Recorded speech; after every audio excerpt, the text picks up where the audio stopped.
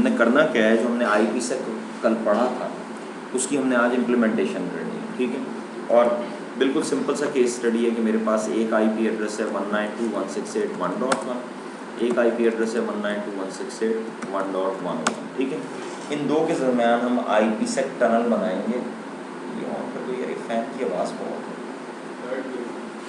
अच्छा लाइट भी ठीक प्लेजेंट है, गुजारा हो सकता है। आप इधर आ जाएं, आप इधर डायरेक्ट हो तो ऊपर कंफर्टेबल, थोड़ा सा बेसिक चलता रहने दें। अच्छा, इन दो के दरमियान हमने आईपी सेक टनल बनाना है और उसके बाद हमने वो चीज़ जो हमने कल पढ़ी थी वो हमने देखनी कि वो यहाँ पे कहाँ कहाँ कौन सी चीज़ आ रही है, ठीक है।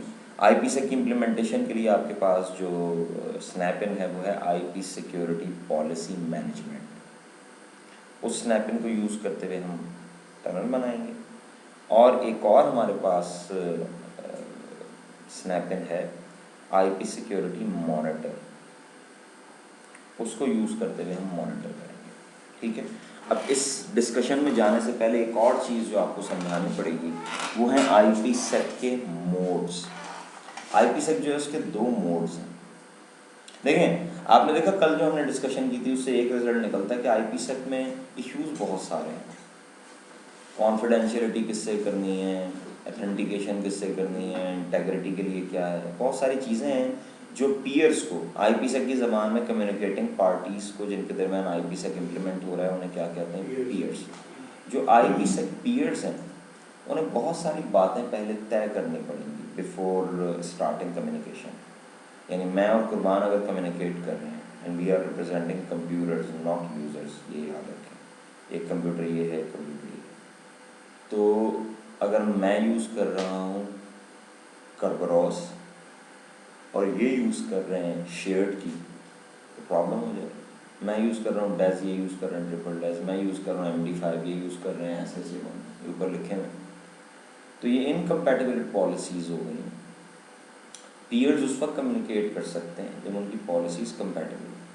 तो इसका मतलब है एक प्री कम्युनिकेशन फेज़ होगा आईपीसेक का ना। कम्युनिकेट करने से पहले, सिक्योर कम्युनिकेशन करने से पहले कुछ बातें आपस में तय करनी पड़ेंगी, ठीक है। ये पॉइंट जहन में रहेगा। अच्छा, एक पॉइंट और जो जहन में आप बना लें वो ये कि जो कॉन्फिडेंशियलिटी है, दुनिया का कोई कॉन्फिडेंशियलिटी का मैकेनिज्म है, उसमें यूज़ क्या होती है, इंक्रिप्शन, ठीक है। और इंक्रिप्ट करने के लिए क्या चीज़ यूज़ होती है, की का काम होता है इंक्रिप्ट करना। अब अगर आपसे ये कहा जाए कि की को किस तरह प्रोटेक्ट किया जाएगा तो याद रखिएगा की को प्रोटेक्ट करने का सिर्फ एक तरीका है, की को बार बार चेंज करें। अदरवाइज अगर आपके एनिमी के पास एनफ प्रोसेसिंग पावर है तो दुनिया की हर की क्रैक हो सकती है, ठीक है। सिर्फ क्या चीज़ चाहिए होती है, एनफ प्रोसेसिंग पावर और टाइम। जिस तरह आपको मैं कह दूँ मेरा पासवर्ड हैक करो एक लेटर का तो आपको कम टाइम लगेगा, और अगर मैं कह दूँ मेरा पासवर्ड हैक करो 2 लेटर्स का तो ये भी हैक हो जाएगा लेकिन आपको टाइम ज़्यादा लगेगा, ठीक है।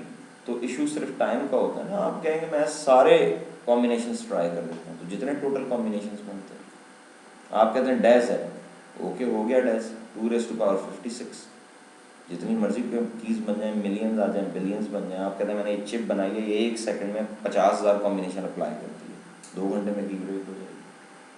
समझ में आ रही बात? तो डिपेंड करता है आपका एनिमी कौन है, ठीक है। और डिपेंड करता है उसके पास जो मिशन स्टेटमेंट है वो क्या है, क्योंकि बास डाटा ऐसा होता है जो यूज़लेस हो जाता है after some time.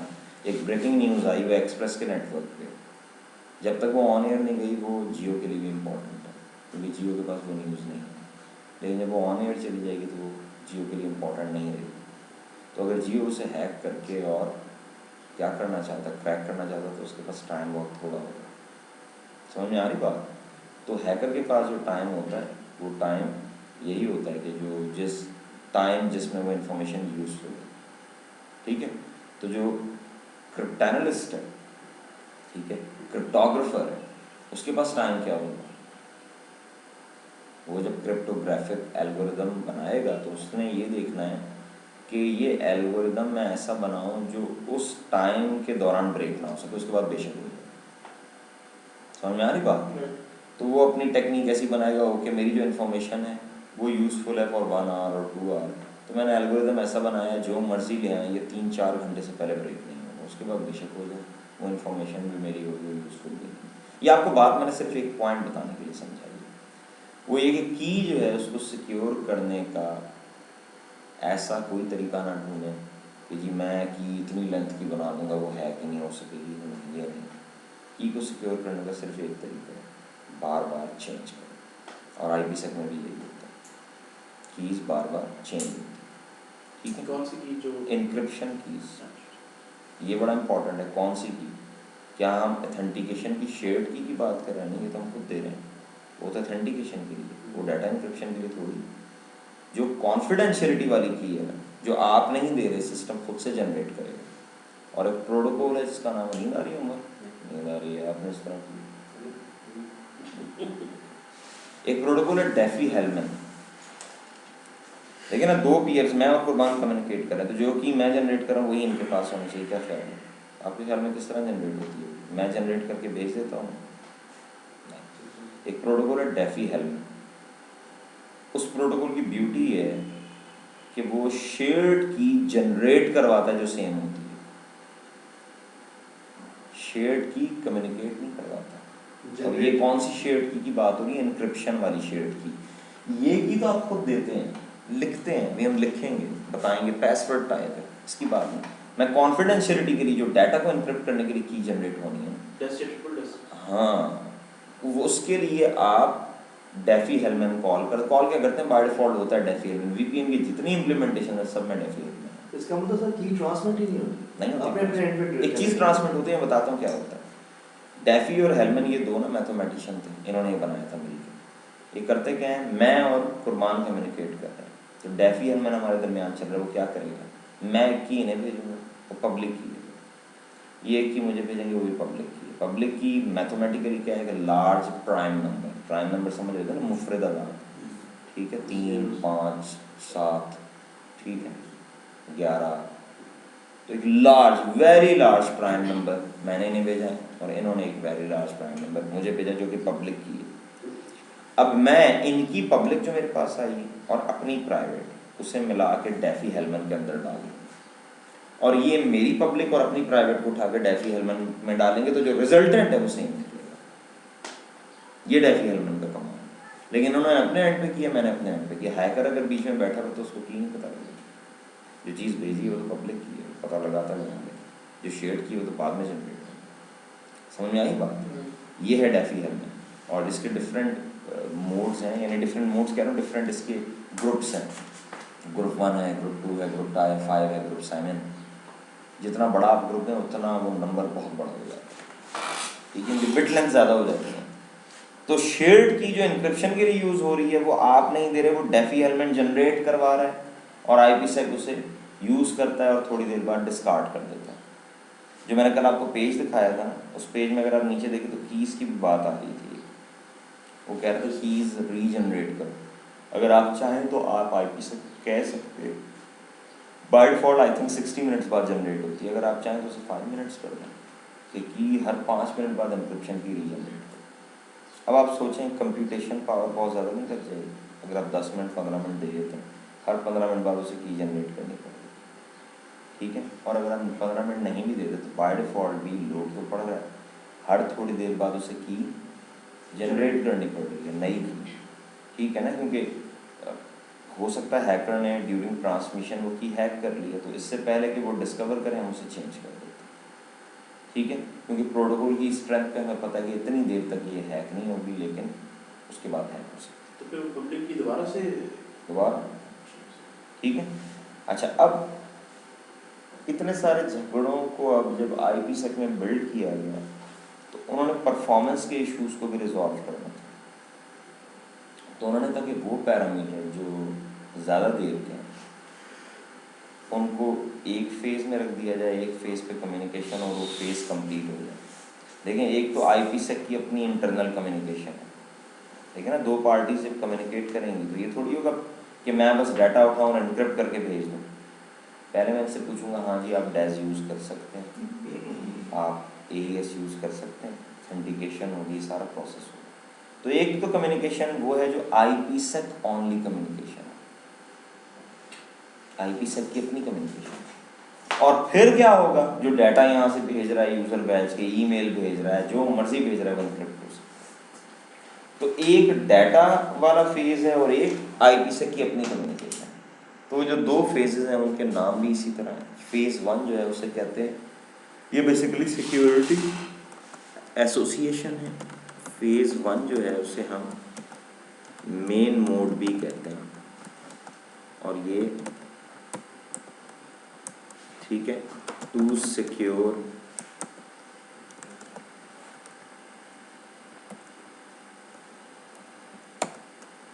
IPsec communication. इसका नाम सर आपने क्या दिया था? Phase 1 main mode. नहीं सर, IPsec बताता हूँ, क्या है? वो जान के नहीं लिखा तो कंफ्यूज हो जाएंगे। टू सिक्योर डाटा जो फर्दर जाएगा। देखिए बेसिकली इस सारे कुछ होने के बाद एक चीज़ बनती है जिसे हम कहते हैं SA, सिक्योरिटी एसोसिएशन। सही। सिक्योरिटी एसोसिएशन में लिखी होती हैं ये बातें कि आप इस पीयर से कम्युनिकेट करेंगे तो ये प्रोटोकॉल ऑथेंटिकेशन के लिए, ये प्रोटोकॉल कॉन्फिडेंशियलिटी के लिए, ये प्रोटोकॉल इंटेग्रिटी के लिए, सारी बातें SA में लिखी हुई होती हैं। मैं दिखाता हूँ आपको, ठीक है। ये जो पहला SA बनता है ना, इसको कहते हैं आइजा KMP SA। ये सारा काम करवाया ही आइजा KMP ने। आइजा KMP जनरली इसे क्या कहते हैं, की मैनेजमेंट प्रोटोकॉल। की मैनेजमेंट की ज़रूरी है ना, की मैनेजमेंट की ज़रूरत है हमें। कीज़ ट्रांसमिट हों, कीज़ जनरेट हों, कीज़ डिस्कार्ड हों, कीज़ दोबारा जनरेट हों, हमें की मैनेजमेंट प्रोटोकॉल चाहिए कीज़ को लुक आफ्टर करे, तो वो आइजा KMP। और ये जो फेजेस मैंने लिखे हैं ये बेसिकली आइजा KMP के फेजेस हैं।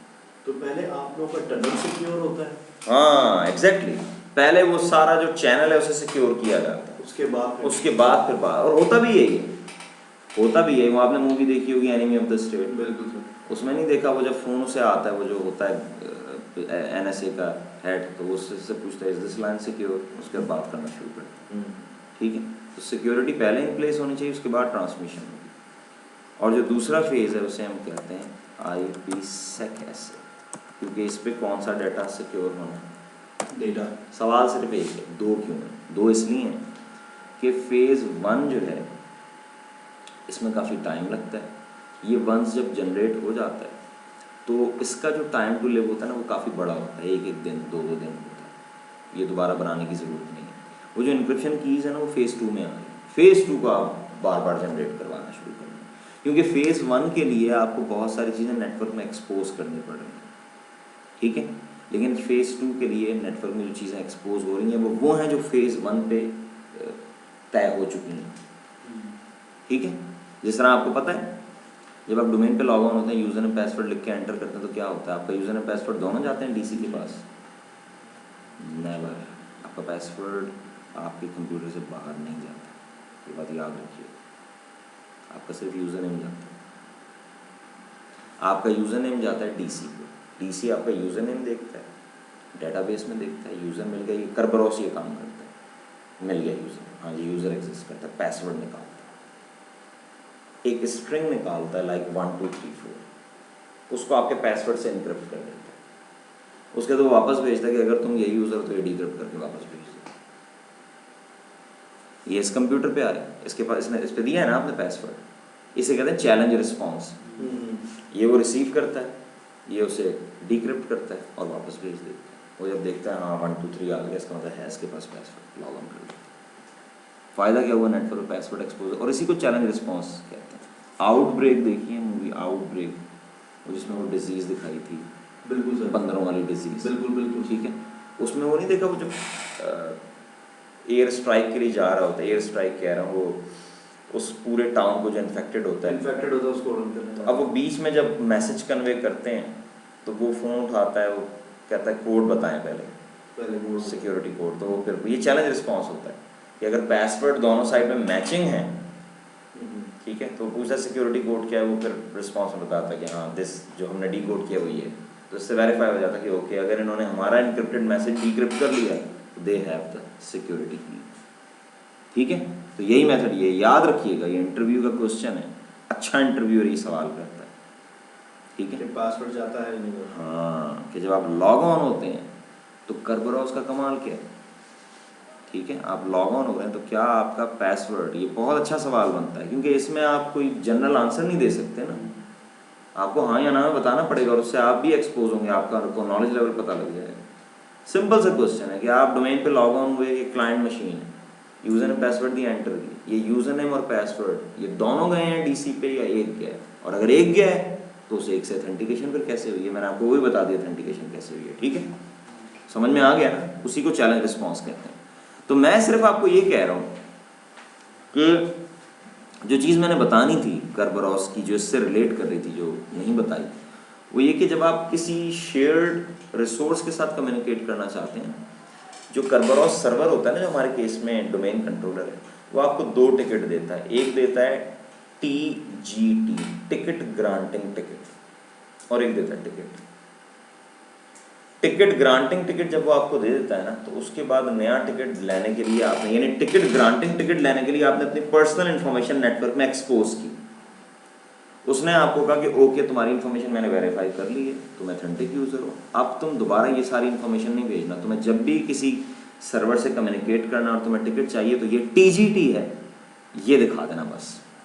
TGT में जो है ना वो सारी इन्फॉर्मेशन सिक्योरली ट्रांसमिट हुई होती है, ट्रांसफॉर्म हुई होती है, उसमें टैग हुए हुए होते हैं, तो फिर आप TGT एक्सपोज करते हैं। तो यहाँ भी फेज़ 1 और फेज़ 2 का फायदा ये है कि फेज़ 1 के लिए तो पर्सनल इन्फॉर्मेशन एक्सपोज हुई थी, लेकिन फेज़ 2 की जो SA जनरेट करवानी जो होगी, जो बार बार जनरेट होनी, जिसमें इंक्रिप्शन कीज़ हैं, तो उसके लिए फेज़ 1 वाली चीज़ें एक्सपोज होंगी, पर्सनल इन्फॉर्मेशन एक्सपोज नहीं करनी पड़ेगी। और समझ में आई बात?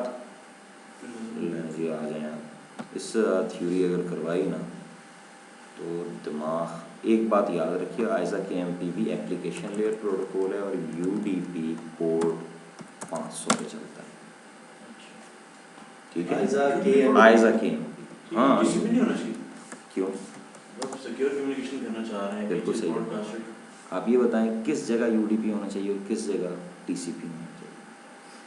सर जब कनेक्शन एस्टेब्लिश हो गया उसके बाद ये तो प्रॉपर्टी ऑफ TCP है ना, कौन सी केस में UDP बेनिफिशियल है, कौन से केस में UDP पे सर आपको एक्नॉलेजमेंट से जहाँ पर हम लोग को चाहिए हो, वहाँ पे TCP चाहिए ना, जी वहाँ पे TCP चाहिए, वहाँ पे TCP जहाँ चाहिए। एक्नॉलेजमेंट नहीं चाहिए वहाँ पर ऐसा कौन सा एनवायरनमेंट होगा इसमें एक्नॉलेजमेंट नहीं चाहिए? जो एनवायरनमेंट इटसेल्फ सिक्योर होगा, एक कंट्रोल प्रॉक्सिमिटी में होगा, लैन सेगमेंट जिस तरह होगा, ठीक है, तो वहाँ पे आप UDP यूज़ करते हैं, वहाँ पे बेस्ट एफर्ट डिलीवरी चाहिए होती है। अब IPsec में UDP जो ISA-KMP पे है, वो इसलिए भी है कि इसमें डिले बहुत सारे फैक्टर्स की वजह से आ रहा है, ठीक है। रही बात एक्नॉलेजमेंट की, तो मोस्ट ऑफ द जो कंपोनेंट्स हैं वो इनक्रिप्ट होके जा रहे हैं, ठीक है, तो इनक्रिप्शन उस चीज़ को कंट्रोल कर रही है, लेकिन परफॉर्मेंस के जो डिलेज हैं वो इतने ज़्यादा हैं कि अगर हम यहाँ TCP भी डाल देते हैं ना, तो उसके एक्नॉलेजमेंट ने तो बिल्कुल ही मौत वाक़ई हो जानी थी, ठीक है। जहाँ पे बेस्ट एफर्ट डिलीवरी चाहिए वहाँ पे UDP होता है।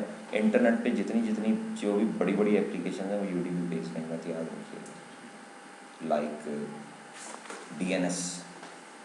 DNS का सिर्फ इनिशियल जो मैसेज होता है वो TCP पे होता है, उसके बाद सब्सिक्वेंट मैसेजेस सारे UDP पे होते हैं।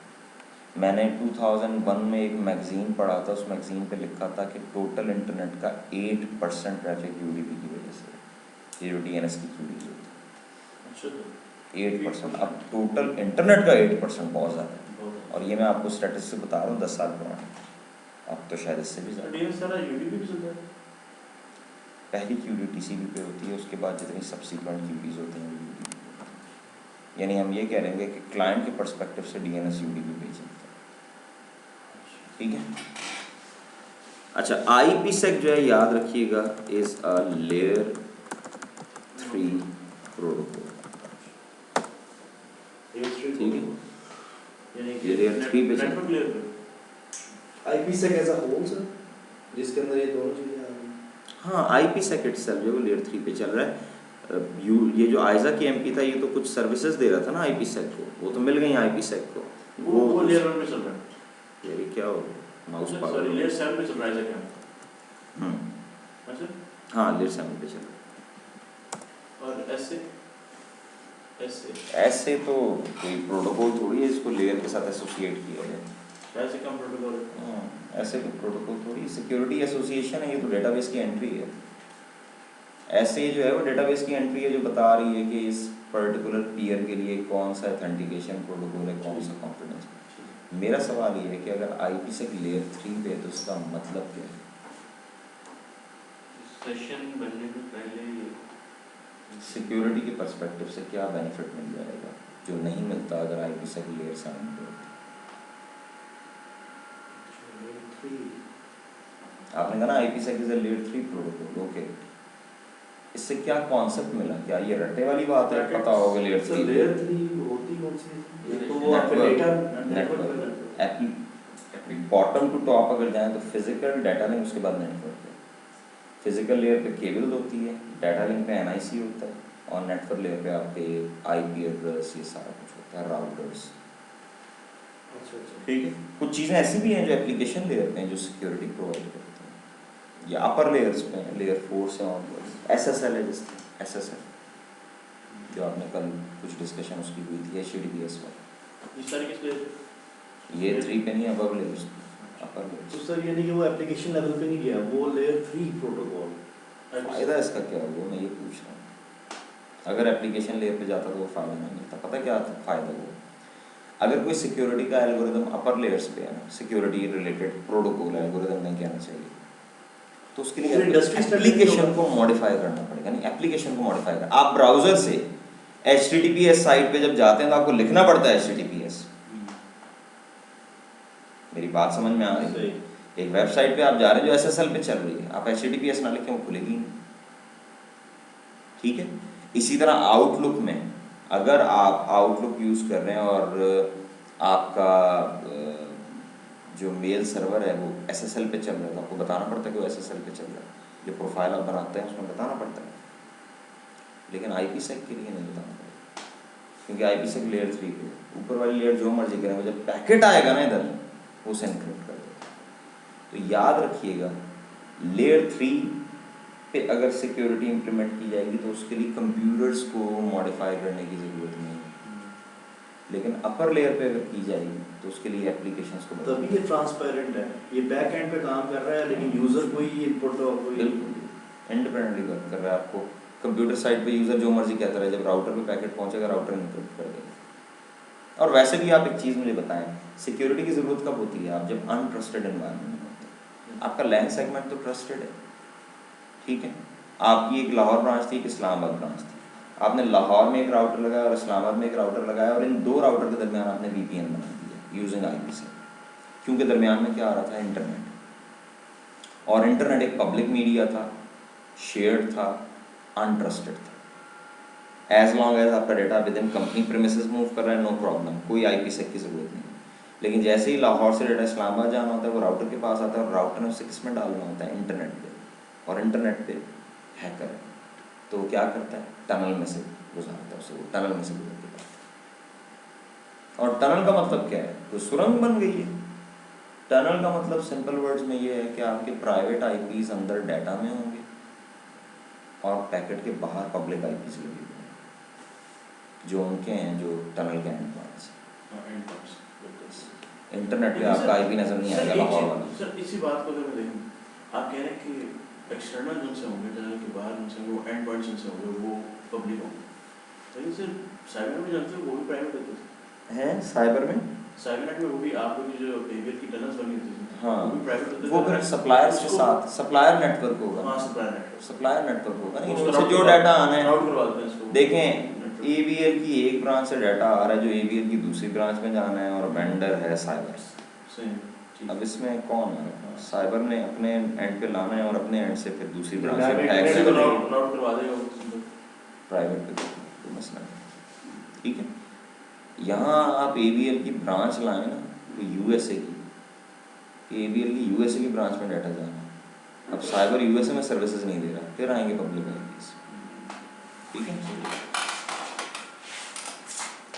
लें जी, अब इसकी हम इम्प्लीमेंटेशन देखते हैं। उम्मीद है कि अगर कोई इशू नहीं आया तो 20 मिनट में हो जाएगा। MMC खोलें। सर। MMC काफ़ी मतलब सारा कुछ एमएमसी से आपको रिसीव होता है, हमें भी एमएमसी यूज़ तो करिए। ये भी एमएमसी में जा रहा है। हाँ अच्छा, अब आपने एक चीज़ देखनी है, बहुत ज़्यादा कोशिश की ना समझने की तो ये समझ ही नहीं आएंगे। डायलॉग बॉक्स काफ़ी सारे हैं इसमें जो खुल रहे हैं, ठीक है। तो जो आपने समझ लिया उसे याद रखिएगा, ये लैब हमारी हो जाए, जितना ग्रैस्प कर लें करें, बाकी जब आप रिकॉर्डिंग देखेंगे हो जाएगा। हाँ, जो मैंने आपको अब तक बताया वो बहुत इंपॉर्टेंट था, क्योंकि मैंने आपको बताया था इसके कॉन्सेप्ट इंपॉर्टेंट है, इसकी इम्प्लीमेंटेशन आपको शायद ही करनी पड़े। लेकिन ये एक बड़ी इंटरेस्टिंग बात है कि इम्प्लीमेंटेशन जब आप करते हैं ना तो आपको बहुत सारी चीज़ें क्लियर हो जाती हैं। मैं यहाँ से बल्कि पिंग ये लगा देता हूँ, पिंग 192.168.1.101 इसमें सर आप किस सिस्टम पे 1 पे, ये 1 से 101 को पिंग हुआ है। और ये आप लैन के ऊपर हाँ, LAN के ऊपर। उसमें आपको ये आप- दो क्लाइंट्स के नाम कम्युनिकेशन नाम लेना है। नहीं, एक क्लाइंट एक सर्वर, IPsec की इम्प्लीमेंटेशन विंडोज 7 में भी है और दोनों साइड पे इम्प्लीमेंट करना पड़ेगा मुझे। जो कॉन्फ़िगरेशन मैं सर्वर पे करूँगा वही मुझे आके इस पे भी करनी है। तो जो कम्युनिकेशन वैसे होती है सर्वर टू क्लाइंट होती है, इसका क्या होता है? किसी पीयर में हो सकती है, कोई डोमेन के साथ ताल्लुक नहीं है। आप एक कंप्यूटर को पब्लिक के कंप्यूटर के साथ, इंटरनेट पे कोई कंप्यूटर पड़ा हुआ है उसके साथ IPsec करवा दें। इसकी डोमेन पे डिपेंडेंसीज एक चीज़ में हो सकती है करबरॉस में, बाकी तो कोई ऐसी चीज़ नहीं है डोमेन को ओके। मैंने यार राइट सर हम पे कर्वर्स पढ़ेंगे कि नहीं पढ़ेंगे? हाँ, EDS में पढ़ेंगे जी। सर इससे तो आप सर्वर में ही कॉन्फ़िगर जी बिल्कुल sir. Create IP security policy, इसका नेम रखा मैंने, जो मर्जी नेम रख दें, MCIT क्लास, बस क्लास काफ़ी है। ये activate the default response rule, अगर आप इसे सेलेक्ट करेंगे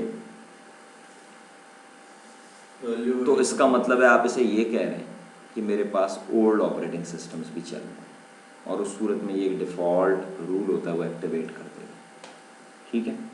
समझ में आ रही बात। लेकिन अगर आप इसे नहीं सेलेक्ट करेंगे, और आप नहीं सेलेक्ट करेंगे जब आपके पास सारे विंडोज़ 7 और विंडोज़ विस्टा और 2008 चल, उसमें इसकी ज़रूरत नहीं, ठीक है। मैं दिखाया था आपको दोनों, ये अगर सेलेक्ट करोगे क्या होगा, नेक्स्ट करो, फिनिश करो, अगले डायलॉग बॉक्स से ज़्यादा बता दो। ये नज़र आ रहा है, ये चेक बॉक्स सेलेक्टेड है, सेलेक्टेड था ना, बिल्कुल। दोबारा बनाए, अब वो ऑप्शन सेलेक्ट नहीं करेंगे।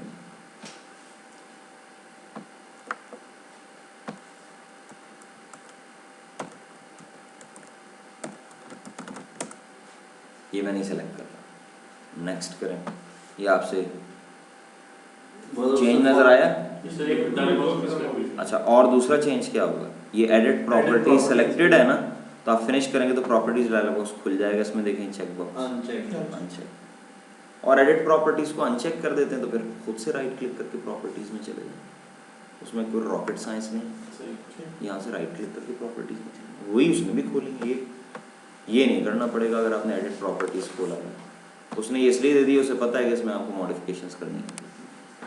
अब याद रखिएगा, रूल के अंदर फिल्टर्स हैं, ये हमने रूल बनाया है।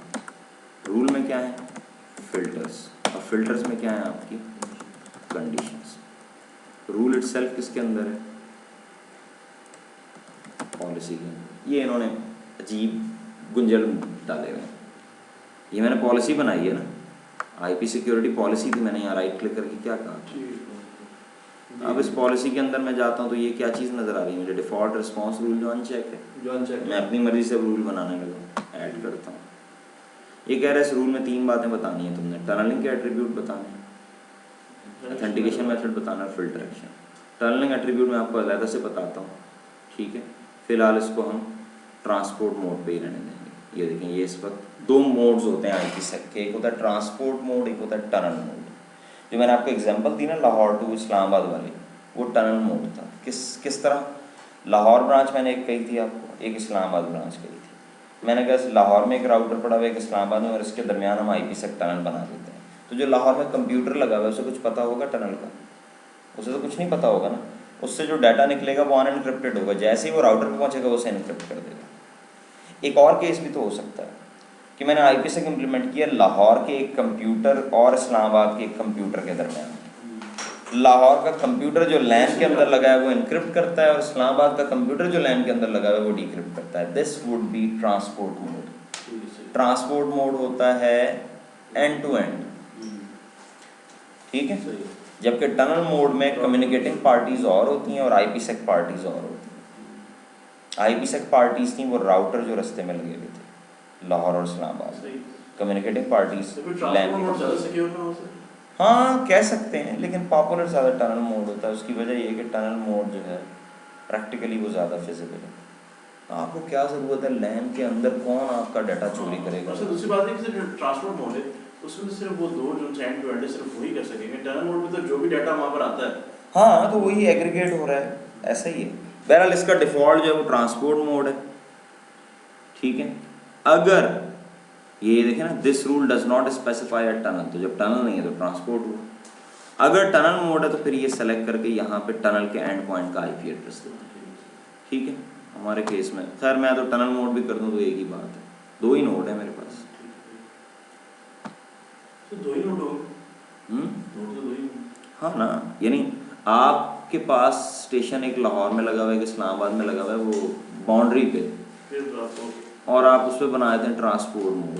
तो ट्रांसपोर्ट मोड जब आप बनाते हैं तो आपको नेटवर्क नहीं बताना होता। टनल मोड में नेटवर्क आप बताते हैं कि इन नेटवर्क्स के ट्रैफिक को इनक्रिप्ट करना है, तो फिर वो बात डिफरेंट हो जाएगी ना। अच्छा ये आपसे पूछ रहा है कौन से नेटवर्क कनेक्शंस को इनक्रिप्ट करना है, ऑल को, लैन को या रिमोट एक्सेस को। अब मेरे पास है ही एक कनेक्शन, तो मैं ऑल करूँ या लैन करूँ बात एक ही है। रिमोट एक्सेस से मतलब हाँ अगर आपने इस पर रिमोट एक्सेस की फैसिलिटी भी दी हुई है, डायल अप के थ्रू भी कोई आके कनेक्ट आता होता तो वो ठीक लें जी। अब मैं दूंगा फिल्टर, यही मैंने आपको बताया था ना रूल के अंदर फिल्टर। फिल्टर में आएंगे आईपी एड्रेसेस, ऐड पे क्लिक करें। ये जनाब मैं इसका नाम रख देता हूँ PC1 to PC2, नॉर्मली मैं यही नाम रखता हूँ।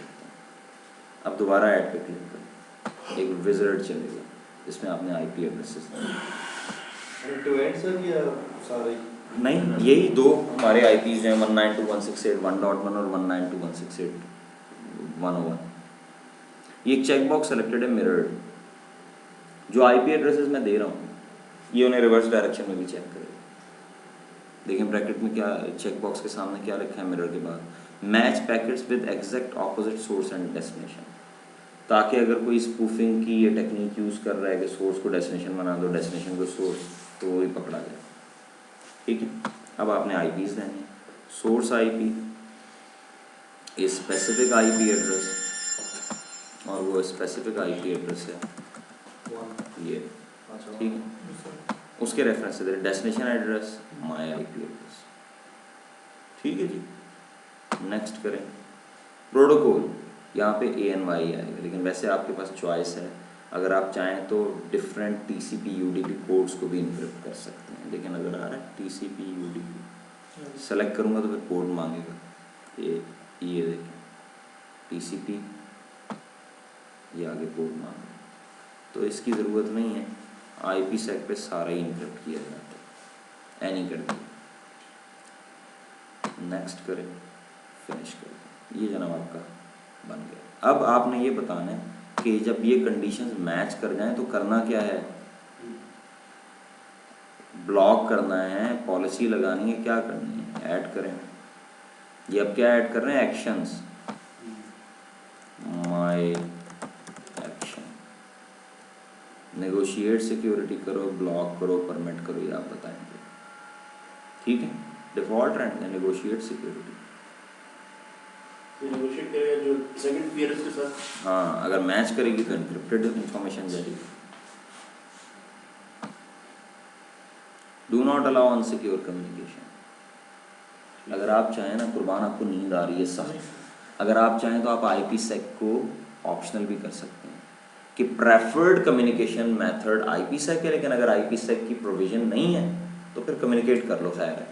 अनसिक्योर, हाँ वो ये ऑप्शन है, पढ़े ना ये, allow unsecure communication if a secure communication can not be established. एक साइड पे IPsec पॉलिसी है, दूसरी साइड पे नहीं है, ऐसा हो सकता है। तो मैं कह रहा हूँ नहीं, इधर IPsec और नो कम्युनिकेशन एट ऑल, ठीक है, ताकि IPsec की टेस्टिंग भी तो हो जाए हमारी। अदरवाइज आप टेस्ट कैसे करेंगे, आपका पिंग तो अभी भी हो रहा है, पिंग हो रहा है, ठीक है, पिंग रुकना चाहिए ना। जैसे ही ये पॉलिसी मैं अप्लाई करूँ, क्योंकि अभी मैंने दूसरे एंड पे नहीं लगाई, पिंग रुक जाना चाहिए। नेक्स्ट करें, क्योंकि हमने डू नॉट अलाउ किया है। ये देखो कस्टम में एक चीज़ आपको दिखा देता हूँ।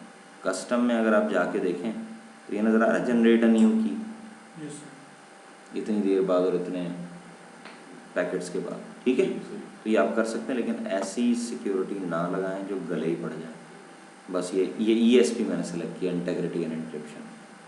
ESP ज़्यादा अच्छा, पॉपुलर। ये सर कल मोड आप दिखा रहे थे, यही तो पेज था, इसी पेज पे तो हमने लंबी चौड़ी बहस की थी, ठीक है। ये देख नहीं रहे, एडिट करें। ये इसमें क्या आ रहा है, ये AHESP, ये पेज था ना। ये कस्टम में जाके मैंने आपको उसकी ऑप्शंस दिखा दी थी सारी, ठीक है।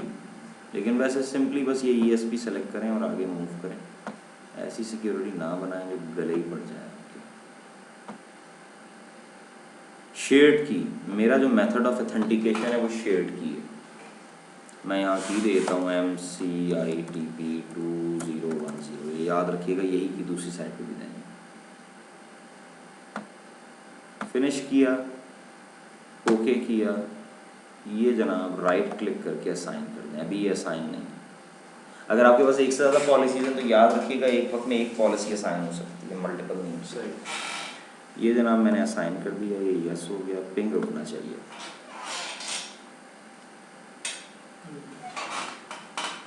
और अब जब मैं दूसरी साइड पे भी सर्वर लगा, साइड से सर पिंग जा रहा था उधर, दोनों साइड से जा रहा था, दोनों साइड से रुक गया। अच्छा, और अब जब मैं IPsec यहाँ भी लगा दूँ तो फिर पिंग हो जाना चाहिए। और फिर हम देखेंगे कि अब ये कैसे पता लगेगा कि ये पिंग IPsec की वजह से, ठीक है। MMC में आ जाए, मैं वही सारा प्रोसेस रिपीट कर रहा हूँ, ठीक है।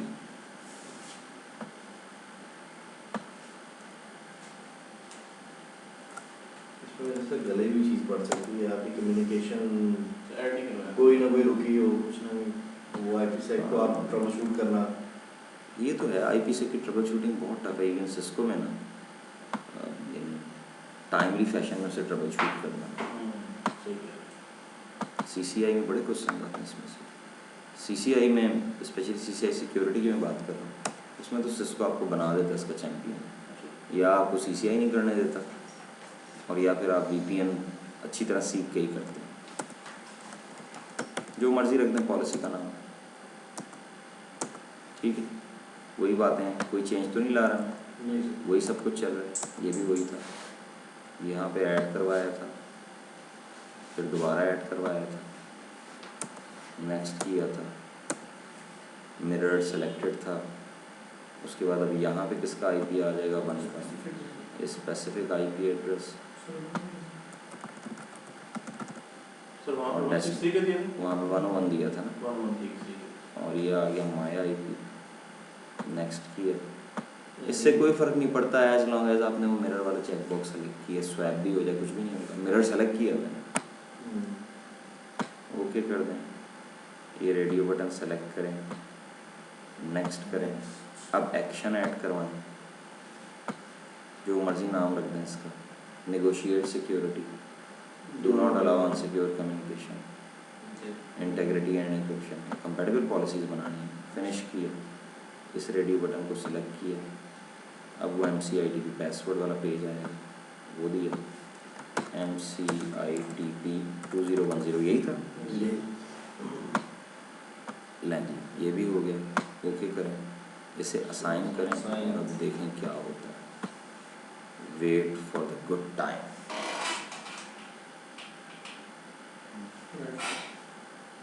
उधर सर जाए, मेरी सेकंड बढ़ नहीं गई, नहीं वही वो पहली दफ़ा तो बड़े होंगे, कोई इशू नहीं है, इतने क्रेजी ना हो, बढ़ने दें, कोई मसला नहीं। मैं क्या परफॉर्मेंस ज़रा पता लगे ना, कम हो रही क्या हो रही, थोड़ी सी कम होगी, 50 मिलीसेकंड कम, 50 मिनट ठीक है। वहाँ देख लेते हैं ना, पहला जो है 161 है ना, जी हाँ कर लें जी, पहले 160 मिलीसेकंड कम हुई, लेकिन उसके बाद दोबारा मेंटेन हो गई। दोबारा अच्छा, अब हमने ये चेक करना है कि अगर ये IPsec पे कम्युनिकेशन हुई है तो फेज़ 1, फेज़ 2 वो किधर है। उसके लिए हम आएंगे IPsec मॉनिटर, ये IPsec मॉनिटर नज़र आ रहा है, इसको एक्सपैंड करें, एक्टिव पॉलिसी में जाएंगे, दिखा रहा है एक्टिव पॉलिसी का नाम, ठीक है जी। ये क्या लिखा हुआ है, फेज 1 सर क्या था, मेन मोड फेज़ 1 था और क्विक मोड फेज़ 2 था। इसे एक्सपैंड करें, और क्लिक करें सिक्योरिटी एसोसिएशन। नज़र आ Second गया? mode, ये फेज़ 1 है, अभी फेज़ 2 भी दिखाता हूँ। डबल क्लिक करें इस पर तो वो सारे पैरामीटर जो हमने पढ़े हैं वो नज़र आएंगे। क्या लिखा हुआ है? Triple dash for encryption. Integrity कौन दे रहा है? ये क्या लिखा हुआ है? डेफी हेलमैन ग्रुप क्या करता है? शेयर्ड की को जनरेट करना डेफी हेलमैन का काम है। कौन सी शेयर्ड की? जिससे इंक्रिप्शन हो, जिससे इंक्रिप्शन हो रही है। इसको मिक्स नहीं होने देना उस की के साथ जो मैंने MCITP 2010 दी है, वो ऑथेंटिकेशन के लिए है, वो इंक्रिप्शन की नहीं है। अगर वो इंक्रिप्शन की है फिर तो बकवास सिक्योरिटी है, वो हैक हो जाएगी। वो आप कहाँ चेंज करेंगे? आप घर में सो रहे हैं, रात को 10 बजे हैक हो गई, सुबह तक आप जब तक ऑफिस नहीं पहुंचे MCITP 2010 पता है, वो इंक्रिप्शन की नहीं है। और उस पेज पे देखा नहीं था टाइटल क्या दिया हुआ था? ऑथेंटिकेशन। इंक्रिप्शन की डेफी हेलमैन जनरेट करता है, और इसलिए डेफी हेलमैन जनरेट करता है क्योंकि डेफी हेलमैन की ये खूबी है कि वो उस की को ट्रांसमिट किए बगैर जनरेट करवा देता है। शेयर्ड की नेटवर्क पे एक्सपोज हुई नहीं। नेटवर्क पे एक्सपोज डेफी हेलमैन ने क्या चीज़ की है? पब्लिक की, ठीक है। और वो पब्लिक की मैथमेटिकली क्या है? लार्ज प्राइम एन्क्रिप्शन की Large किसी वो prime डाटा को एन्क्रिप्ट करने के बाद जनरेट की हुई है ना। क्या अजीब। इंक्रिप्शन की जनरेट की गई है इस पब्लिक की को जो दूसरे यूज़र के कंप्यूटर से आई है, और उसको- मेरी प्राइवेट की, ठीक है। दूसरे की पब्लिक और मेरी प्राइवेट, ठीक है। इसका पूरा मैथमेटिकल फार्मूला है, जिस फार्मूले में आप इन वैल्यूज़ को पुट करते हैं तो आंसर में जो की निकलती है वो दोनों साइड पे सेम होगी। कैलकुलेट करके देख लें, सेम निकलती है। छोटा प्राइम नंबर लेके 3 या 5 लेके कैलकुलेट करें, सेम निकलेगी। समझ में आई बात? ठीक है। आपको भी सिक्योरिटी मुझे पढ़े, मैं ये भी आपको कैलकुलेट करके दिखाऊंगा, लेकिन this is bit out of MCITP domain कि हम यहाँ पे कैलकुलेशंस की मैथमेटिकली करें, ठीक है, लेकिन सेम कैलकुलेट होता है। इसमें एक वीकनेस है, अगर आप सोचें, डेफी हेलमैन का सिर्फ एक शॉर्ट कमेंट है, सोचें उसको, नहीं तो मैं लेक्चर के एंड पे बता दूँगा। ये जनाब कीज़ लाइफ टाइम्स, ये जनाब लाइफ टाइम, इतने सेकंड बाद की दोबारा जनरेट हो गई, ठीक है। ये इसका डिफ़ॉल्ट था सर, हमने तो हाँ डिफॉल्ट, ये हमने नहीं चेंज किया। क्विक मोड में आए, क्लिक करें किस पे? सिक्योरिटी एसोसिएशन, डबल क्लिक करें, यहाँ पे आपको ESP और वो MD5 वो सारी बातें, ये देखें ESP कॉन्फिडेंशियलिटी। अब ये जो पैरामीटर आपको दिखा रहा है ना सारे, ये डाटा के लिए, समझ में आ रही बात? ट्रिपल टेस्टेड डाटा इनक्रिप्ट हो गया, ये सारी देखें। AH पे उसने कह दिया नाम, क्योंकि आपने AH नहीं यूज़ किया था, आपने ESP यूज़ किया। ऑल दो आपके उससे बाहर है, लेकिन PFS होती है परफेक्ट फॉरवर्ड सिक्रेसी। बस इतना याद रखें, ये सिक्योरिटी को और स्ट्रेंथन कर देती है बस, और परफॉर्मेंस को और नीचे ले जाएगी। हाँ नो है, डिसेबल्ड, ठीक है।